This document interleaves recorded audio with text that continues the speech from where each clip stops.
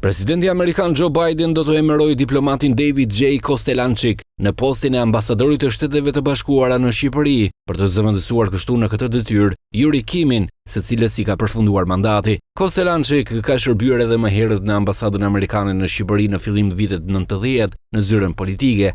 Aktualisht ai mban detyrën e këshillarit politik për generalin Mark Milley. Gjithashtu diplomati Kostelancic ka punuar dhe me detyrë të ngarkuar për punë të përkohshme në ambasadën e SBA-s në Budapest të Hungarisë. Ai ka mbajtur gjithashtu pozicionet e drejtorit të zyrës për çështjet e Evropës qendrore dhe jugore, si dhe drejtorit të zyrës për çështjet ruse në Byron për çështjet e Evropës dhe Eurazisë, si dhe të drejtorit të zyrës së Evropës dhe Azisë në Byron ndërkombëtare për çështjet e narkotikëve dhe zbatimit të ligjit. Kostelancic ka shërbyer 2 herë në ambasadën amerikane në Moskë, si dhe në misionet e SBA-s në OSBE dhe NATO. Kostelancic është lindur në Illinois. Ai është diplomuar në Universitetin Northwestern, ka 2 diploma master nga Kolegji Kombëtar i Luftës dhe Universiteti i Michiganit. Nëse kandidatura e tij miratohet nga Senati, diplomati Kostelancic do të zëvendësojë përfundimisht ambasadorën aktuale amerikane në Shqipëri, Yuri Kim.